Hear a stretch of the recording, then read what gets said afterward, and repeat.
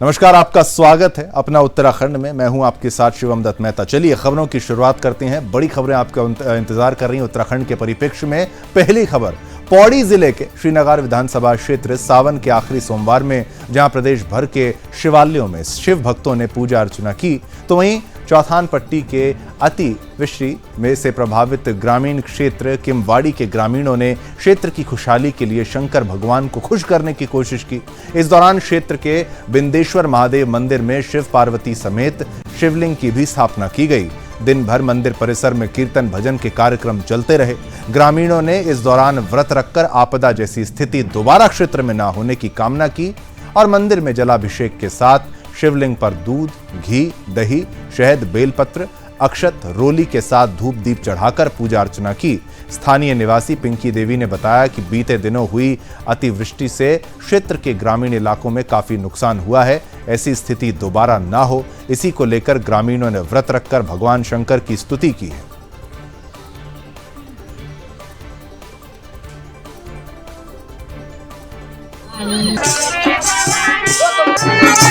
दोस्तों, जैसे कि आपको पता है सावन का लास्ट व्रत है, तो हमने भी व्रत रखा था। सुबह से पूजा उपासना करी और हमारे गांव द्वारा बिंदेश्वर महादेव का एक छोटा सा मंदिर का निर्माण हुआ, जिसमें हमने शिवलिंग की स्थापना करी। सारे गांव वालों ने सुबह से व्रत रखा था और सबने शिव की उपासना करी, यज्ञ किया और भगवान से प्रार्थना करी कि हमारे गढ़वाल में जो भी आपदा विपदा सभी लोगों पे आई, जिनके भी घर बह गए, किसी के खेत बह गए, तो वो भी दिल से भगवान से प्रार्थना कर रहे हैं कि ऐसी विपदा दोबारा ना आए और हम ऐसी गलतियां ना करें कि प्रकृति के साथ ऐसी छेड़छाड़ ना करें कि किसी और को उसकी मतलब उसके वजह से दूसरों को प्रताड़ित होना पड़े। महादेव दोस्तों, मैं पिंकी बिष्ट चौथान घाटी किमवाड़ी गांव से। सावन के महीने का लास्ट व्रत था और हमारे गांव में पूजा थी, मूर्ति स्थापना थी, मंदिर बनाया गया था हमारे गांव वाले गई। आज जैसे कि आपको पता है कि कुछ दिनों पहले ही हमारे गांव में बहुत बड़ी आपदा आई थी, तो आज हमने भगवान शिव से यही प्रार्थना की कि आगे से हमारे गाँव में कभी ऐसी आपदा ना आए, क्योंकि जैसे कि आपको पता है कि बहुत बड़ी आपदा आई थी हमारे गांव में, बादल फटा था। इससे कई लोगों को आर्थिक स्थिति बहुत ख़राब चल रही है। किसी के खेत बह गए, किसी के घर टूट गए, बहुत से आपदा के कारण बहुत नुकसान हो रखा है।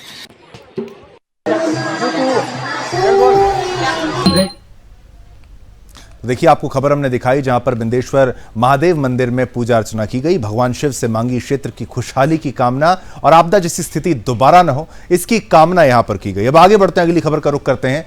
खटीमा में जनजातीय युवक से पेट्रोल पंप लगवाने के नाम पर 12 लाख की ठगी की गई है। जी हां, 12 लाख की ठगी। पीड़ित युवक ने एसडीएम रविंद्र सिंह बिष्ट के माध्यम से मुख्यमंत्री धामी को ज्ञापन भेजकर कार्रवाई की मांग की।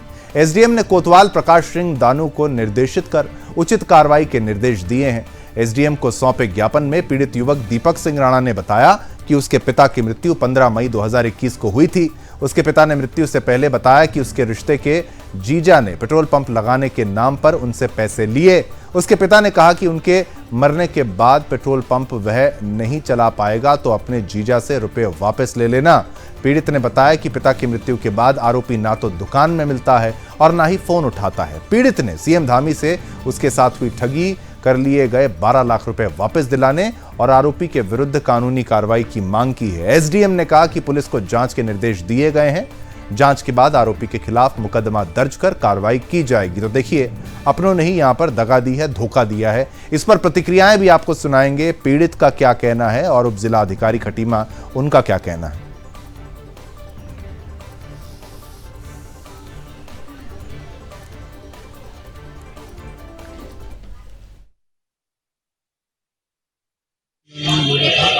पेट्रोल पंप खुलवाने के लिए, जिसमें से हमारे पिताजी ने उनको करीब नगद दिए थे बैंक के लिए, बैंक से ट्रांसफ़र करने के लिए 3-3.5 लाख रुपये, और कुछ पैसे लिए थे धनराशि अलग से, जो कि टोटल मिलाकर 12 लाख के आसपास हो जाएगी।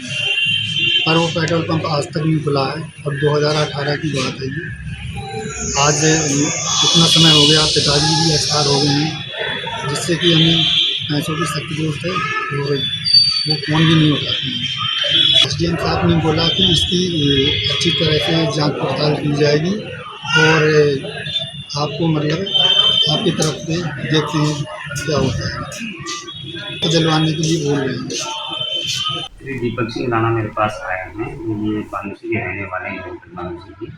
इनकी एक शिकायत है कि किसी व्यक्ति द्वारा इनसे पेट्रोल पंप लगाने के एवज में कुछ 3-3.5 लाख की ठगी करी है। तो ये मामला अभी मैं खटीमा कोतवाल साहब को प्रेषित कर रहा हूँ, वो इसकी जांच करेंगे और उसमें निष्पक्ष अपनी जांच करके कानूनी कार्रवाई। हाँ, माननीय मुख्यमंत्री जी वो ज्ञापन है, मैं उचित माध्यम से उनको। चलिए अगली खबर का रुख करते हैं। मुख्यमंत्री पुष्कर सिंह धामी की अध्यक्षता में सचिवालय में उत्तराखंड कैबिनेट की बैठक हुई। बैठक में 36 प्रस्तावों पर कैबिनेट की मुहर लगी। बैठक के बाद कैबिनेट मंत्री प्रेमचंद अग्रवाल ने बैठक में किए गए फैसलों की जानकारी दी। उन्होंने बताया कि विधानसभा सत्र के दौरान अनुपूरक बजट पेश करने को लेकर कोई चर्चा नहीं हुई और निकायों के आरक्षण को लेकर मुख्यमंत्री को अधिकृत किया गया है। वहीं उन्होंने कहा कि 21 अगस्त से आहूत विधानसभा के मानसून सत्र के लिए सभी तैयारियां पूरी कर ली गई हैं।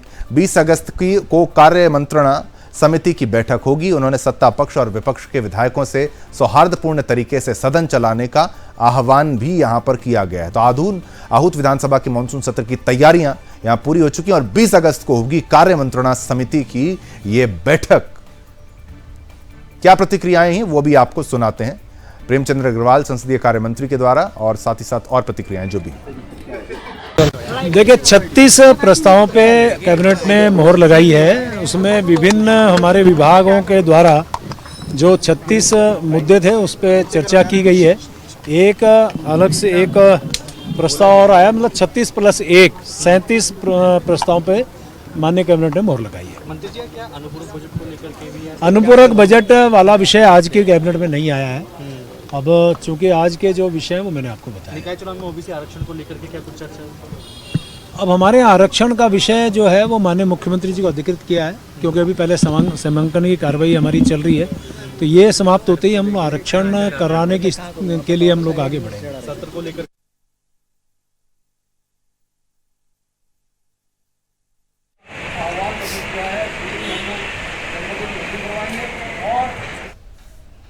चलिए आगे बढ़ते हैं, अगली खबर का रुख करते हैं। कोलकाता में डॉक्टर के साथ रेप और मर्डर की घटना के बाद पूरे देश भर के डॉक्टरों में रोष देखने को मिला। देश भर के सभी राज्यों में डॉक्टर्स इस घटना की निंदा कर रहे हैं और डॉक्टरों की सुरक्षा की मांग कर रहे हैं। देहरादून में सबसे बड़े अस्पताल और दून मेडिकल कॉलेज के डॉक्टरों ने भी हड़ताल कर ओपीडी को बंद रखा। साथ ही मांग की डॉक्टर सुरक्षित नहीं है और ऐसी घटनाएं दोबारा ना हो, इसको लेकर सरकार को कड़े कदम उठाने चाहिए। तो पूरे देश में जिस तरीके से विरोध प्रदर्शन हो रहे हैं, ये देहरादून की तस्वीर आपको दिखा रहे हैं, जहां डॉक्टर एक साथ आकर खड़े हैं और कह रहे हैं कि डॉक्टरों को सुरक्षा मुहैया कराई जाए।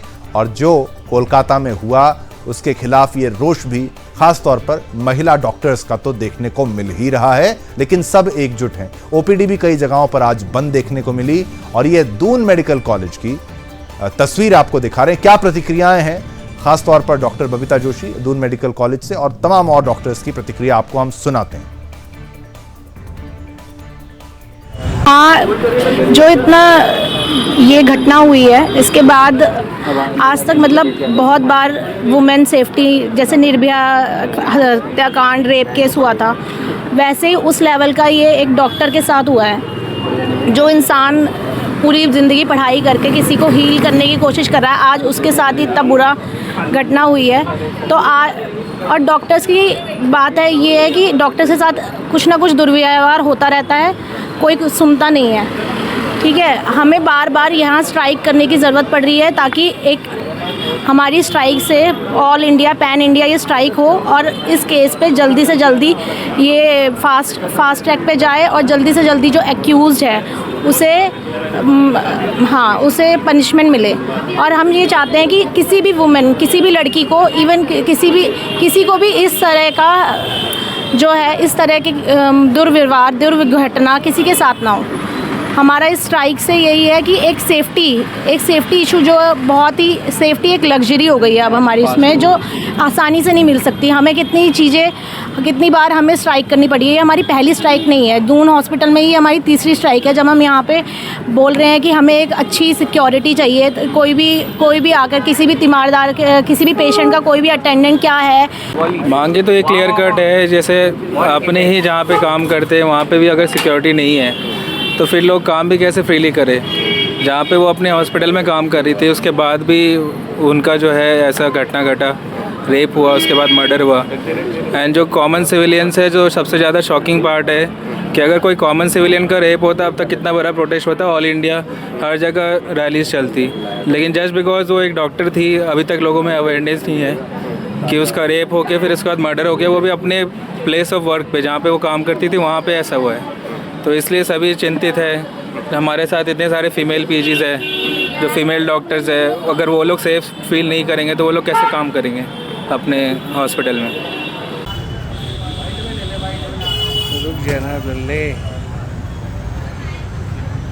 आपके साथ होता है वैसे ही हमें भी कॉमन।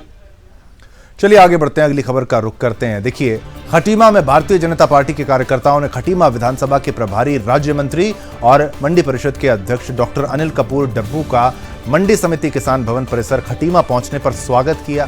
किसान भवन परिसर में राज्य मंत्री के खटीमा विधानसभा के तीनों मंडलों के कार्यकर्ताओं की बैठक ली और बैठक को संबोधित करते हुए उन्होंने कहा कि आने वाले चुनावों में बीजेपी के सभी कार्यकर्ताओं को एकजुट होकर बिना किसी गुटबाजी के पार्टी के लिए काम करना है। बीजेपी एकमात्र एक ऐसी पार्टी है जो अपने छोटे से छोटे कार्यकर्ता का ध्यान रखती है और समय आने पर पार्टी के लिए समर्पित कार्यकर्ताओं का सम्मान करती है। इसका प्रत्यक्ष प्रमाण उत्तराखंड राज्य के मुख्यमंत्री पुष्कर सिंह धामी हैं। मंडी परिषद के अध्यक्ष अनिल कपूर डब्बू ने ये राइस मिलर से जो है वो मुलाकात देखी, व्यापारियों की समस्याओं को सुना, मंडी समिति का स्थलीय निरीक्षण कर संबंधित अधिकारियों को मंडी समिति की समस्याओं के निराकरण के निर्देश दिए। नगर महामंत्री मनोज वाधवा ने मंडी परिषद के अध्यक्ष डॉक्टर अनिल कपूर डब्बू को मंडी की समस्याओं से अवगत कराया। बैठक में महिला मोर्चा की प्रदेश उपाध्यक्ष मोहना पोखरिया भी और तमाम कार्यकर्ता उपस्थित रहे।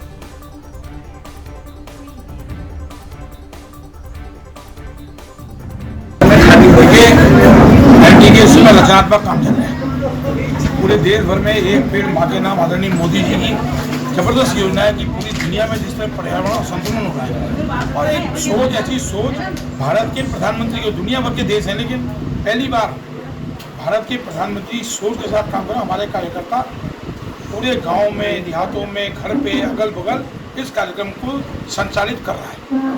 और इसके अलावा देश भर में पिछले वर्ष से लोगों का स्वाभिमान हो, लोग अपने झंडे की कीमत समझें कि उनका झंडा उनका स्वाभिमान है। प्रत्येक घर तक तिरंगा लहराने के बाद जब आदमी तिरंगा लहराता है तो उससे उतना गर्व का अनुभव होता है। इस दोनों कार्यक्रमों में लगे और मुझे खटीमा का पार्टी ने काम सौंपा है। निश्चित रूप से मैं आगे कार्यकर्ताओं को धन्यवाद देता हूँ कि आज मुझे यहाँ बुलाया और इस कार्यक्रम को आगे बढ़ाने के लिए मेरा काम तो वो लोगों का उत्साह वर्धन करना है। मैं तो समझता हूँ हर कार्यकर्ता इतना उत्साहित है कि जो भी पार्टी काम देगी हम उसको पूरा करेंगे और आने वाले जो चुनाव है नगर पालिका, निगम, ग्राम पंचायत तक भारतीय जनता पार्टी का परचम इस पूरे प्रदेश में लहराएगा क्योंकि माननीय मुख्यमंत्री जी के नेतृत्व में। चलिए अगली खबर का रुख करते हैं। प्रधानमंत्री नरेंद्र मोदी के आह्वान पर हर घर तिरंगा अभियान के तहत युवा मोर्चा खटीमा के द्वारा पूर्व प्रदेश मंत्री सतीश भट्ट व युवा मोर्चा जिला अध्यक्ष शशांक बिष्ट के नेतृत्व में खटीमा में तिरंगा भव्य बाइक रैली का आयोजन किया गया, जिसमें तीनों मंडलों के युवा मोर्चा कार्यकर्ताओं ने भागीदारी निभाई। रैली का प्रारंभ पारीन बैंक्वेट हॉल से हुआ। टनकपुर रोड होते हुए पंडित दीनदयाल उपाध्याय पार्क में रैली का समापन हुआ। रैली का शुभारंभ टनकपुर रोड अमाऊ के पारीन वेंकट हॉल से शुरू होकर Tanakpur road, Pilibhit road, Sitarganj road, Melaghat road होते हुए विभिन्न मार्गों पर गया। पैदल और बाइक से सैकड़ों की संख्या में भाजपाई तिरंगा झंडा लहराते हुए शहर में निकले और लोगों को अपने अपने घर में तिरंगा लगाए जाने की अपील की। वहीं मुख्य चौक पर जाम की स्थिति से आम जन को निजात दिलाने के लिए बाजार चौकी इंचार्ज पंकज मेहर और एसआई चंचल सिंह अपनी टीम के साथ तेज धूप में भी ट्रैफिक व्यवस्था पर नजर बनाते हुए नजर आए। वहीं भाजपा महिला मोर्चा उपाध्यक्ष मोहिनी पोखरिया ने भी ये कहा कि पूरे भारतवर्ष में प्रधानमंत्री नरेंद्र मोदी के नेतृत्व में तिरंगा यात्रा निकाली जा रही है और हर घर तिरंगा अभियान चलाया जा रहा है। क्या प्रतिक्रियाएं आई, क्या बाइट्स आई, वो आपको सुनाते हैं।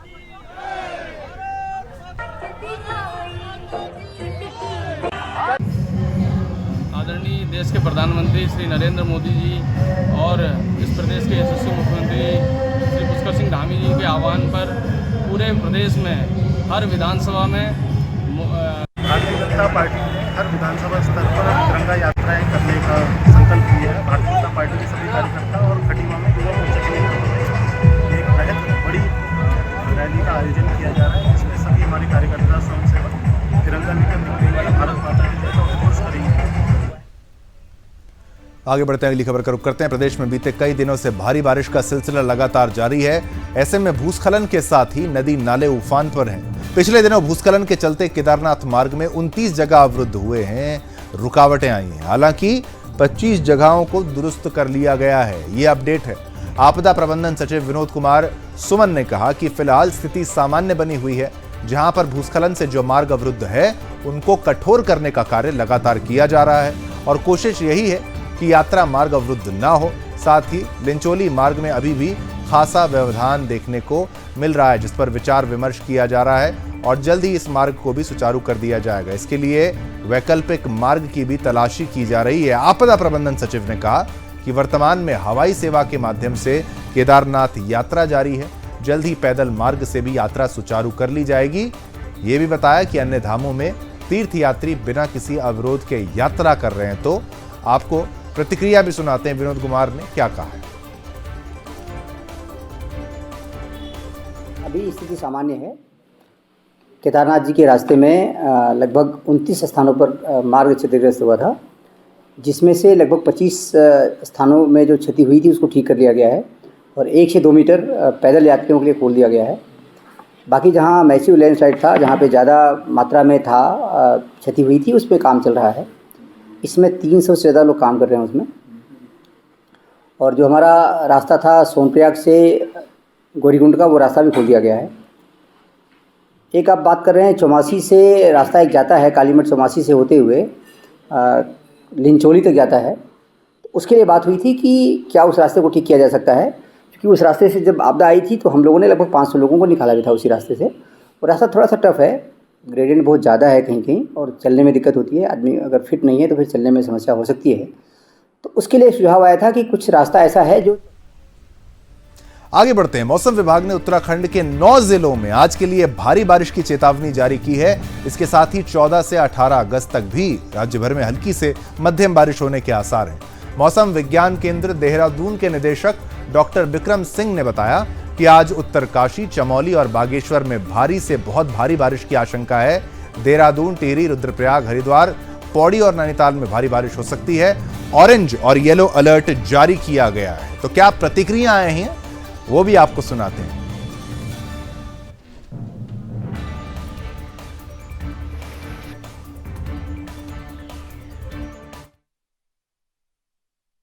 तो 13 तारीख को आप देखेंगे कि जो अंदर के हमारे डिस्ट्रिक्ट है उत्तरकाशी, चमोली और बागेश्वर, इनमें भारी से बहुत भारी बारिश की संभावना है। और जो बाकी गढ़वाल के डिस्ट्रिक्ट बच रहे हैं, जिसमें कि रुद्रप्रयाग है, टेरी है, पौड़ी है, इधर देहरादून है या हरिद्वार भी है, तो इनमें भी भारी वर्षा जो है इक्का दुक्का जगहों में इनमें भी भारी वर्षा रहेगी। कुमाऊं रीजन को और डिस्ट्रिक्ट में बात करें तो नैनीताल में संभावना है कि वहां पे भी एक आध स्टेशन भारी वर्षा उसमें आ सकती है। तो इस तरह की स्थिति है। मानसून थोड़ा एक्टिव रहेगा, खासकर गढ़वाल रीजन की अगर मैं बात करूं तो एक्टिव मानसून वहां रहना चाहिए। कुमाऊं लोअर कुमाऊं रीजन में थोड़ी कम एक्टिविटी, लेकिन चलिए आगे बढ़ते हैं, अगली खबर का रुख करते हैं। हरिद्वार के कनखल थाना क्षेत्र में रात में बदमाशों और पुलिस के बीच मुठभेड़ हो गई। पुलिस की जवाबी फायरिंग में एक बदमाश के पैर में गोली लगी, जिसके बाद पुलिस ने बदमाश को पकड़ लिया और इलाज के लिए जिला अस्पताल में भर्ती कराया। हरिद्वार के एसएसपी प्रमेंद्र सिंह डोभाल का कहना है कि पुलिस ने चेकिंग अभियान चलाया हुआ था। एक बाइक सवार को रोकने की कोशिश की गई तो आरोपी भागने का प्रयास करने लगा। पुलिस का पीछा करते हुए देख बदमाश ने पुलिस पर फायरिंग कर दी। पुलिस की तरफ से जवाबी कार्रवाई में पुलिस की फायरिंग के दौरान बदमाश के पैर में गोली लगी। पूछताछ के दौरान बदमाश ने बताया कि उसने अपने साथियों के साथ मिलकर कनखल थाना क्षेत्र में 2 लूट की घटनाओं को अंजाम दिया था। घटना में शामिल अन्य साथियों की तलाश जारी है। जिसका पुलिस जल्द खुलासा करेगी। अब क्या कहा एसएसपी प्रमेंद्र सिंह डोभाल ने, वो भी आपको हरिद्वार से वो सुनाते हैं और प्रतिक्रियाएं आपको सुनाते हैं। आज जिया पोता के पास में चौकी इंचार्ज हमारे चेकिंग कर रहे थे। इसी संबंध में उसको एक सूचना प्राप्त हुई थी कि एक व्यक्ति जो मुंह में साफा बांध के तेज गति से जा रहा है। चेकिंग के दौरान उसे रोकने की कोशिश की गई पर उसके द्वारा मोटरसाइकिल तेज़ी से भगा दी गई। जो हमारे बैरियर्स थे उनको भी क्षतिग्रस्त करते हुए वो तेज़ी से भागने लगा। इसी बीच हमारे जो फोर्स है उसके द्वारा सेट में चौकी इंचार्ज द्वारा बताया गया और ख़ुद भी इसका पीछा किया गया। ये सिद्धेश्वरी मंदिर की ओर जाता हुआ दिखाई दिया था और जब इसका पीछे लगातार चलिए आगे बढ़ते हैं। लाल कुआं कोतवाली क्षेत्र के अंतर्गत राजीव नगर बंगाली कॉलोनी में सांप के काटने से एक बच्चे की मौत हो गई। बताया जा रहा है कि बच्चा घर पर सो रहा था, इसी दौरान उसे सांप ने काट लिया। इस घटना के बाद से परिवार में कोहराम मचा हुआ है।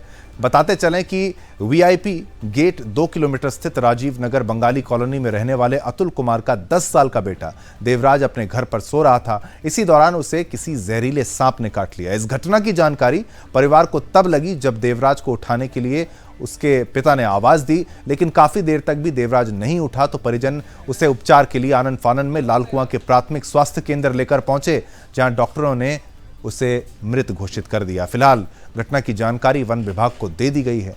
गौला रेंज के वन क्षेत्राधिकारी चंदन सिंह अधिकारी ने यह बताया कि मामले की जांच के लिए टीम को मौके पर भेज दिया गया है। तो लाल कुआं उत्तराखंड में ये दुखद खबर जो आ रही है, जहां पर एक छोटे से बच्चे को, बेचारे को एक सांप ने काट लिया। जब पिता ने आवाज लगाई, उठाने का प्रयास किया तो वो नहीं बचा।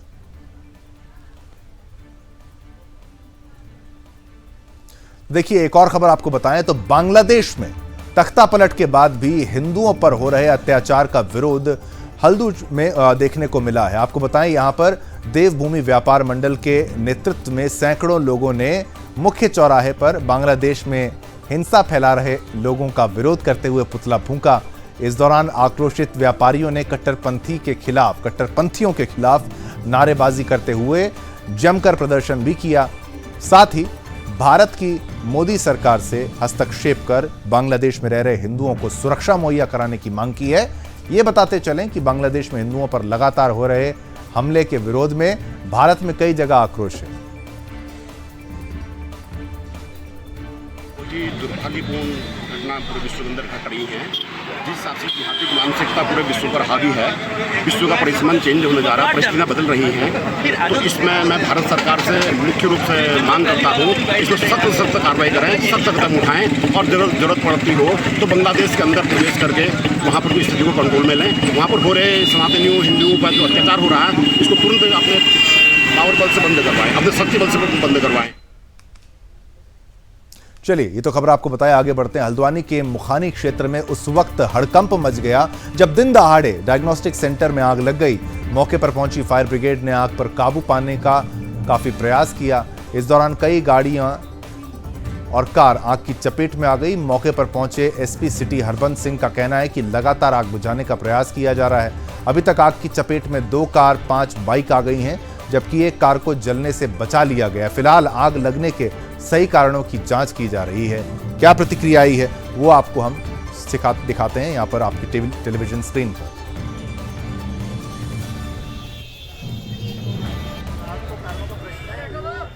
जांच में वो चीज़ें सामने आई, लेकिन यहाँ पर 2 कार क्षतिग्रस्त हुई हैं, 2 जली हैं और जो बाइक्स हैं वो 4 बाइक्स निकाल दी गई हैं और एक कार ठीक स्थिति में है और एक बाइक अभी अंदर है, वो भी ठीक स्थिति में है। तो कुल जो हमारे फायर की टीम के द्वारा 5 बाइक को सेव किया गया और एक कार को सेव किया गया। आग लगने का मुख्य कारण क्या माना गया? कोई कैजुअलिटी कोई नहीं हुई है और जो माल का नुकसान हुआ है उसमें 2 कारें जली। सर मुख्य कारण क्या है आग लगने का? नहीं, आग लगने के कारणों की जांच होगी और जांच में जो तथ्य सामने आएंगे उसी के अनुसार बताया जाएगा कि आग लगने के क्या कारण है। टोटल कितनी गाड़ियाँ जली हैं? टोटल कितनी गाड़ियों को बचाया गया? 2 कारें जली हैं, 1 कार को बचाया गया और 5 बाइक्स को बचाया गया। Thank you.